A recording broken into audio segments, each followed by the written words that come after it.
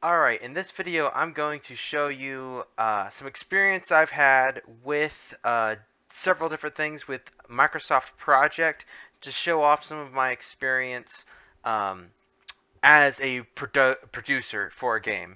So this particular one was done with in mind the Overrun video that you've already seen.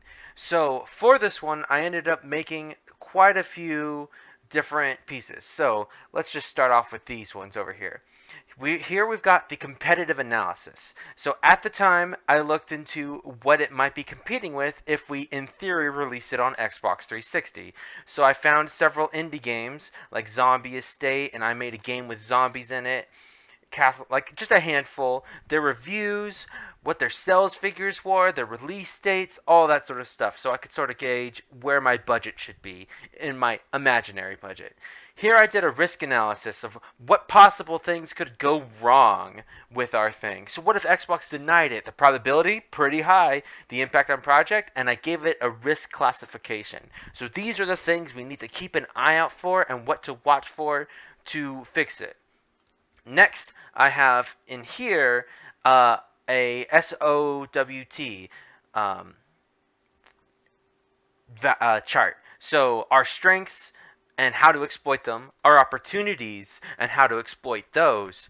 However, what are our weaknesses and how to neutralize them? And what are our threats and how to neutralize those? So this is a basic SWOT analysis. So just here are some examples you can kind of read, like threats. Zombies have been done a bunch, so maybe we should make the focus on something a little different than zombies. We're limited to single player while the other guys have multiplayer. Well, let's just highlight it as something different, like maybe we make it a multiplayer game.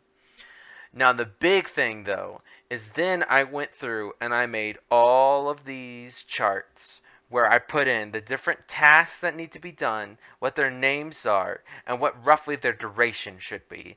And then just an empty start date. So that way in project I could set up a ideal schedule for this game. So if I open it up, you can see we've got some, here are the approvals, and they're not going to cost us anything, so we can ignore them for the budget. But design, here are the design pieces that have to be done before those get made. So I've got dependencies built in here, how many designers in theory and their budget to figure out how much it's going to cost us to pay them and when they need to work. And I tried to get a pretty even spread across everything. Here we could check out programming next to design, next to testing, next to sound, and you'll start seeing there's a lot of dependencies in game creation, and a lot of things coded in here to set everything up for this imaginary team of, I think I had 6 people in the imaginary team with different budgets and what they needed to be done.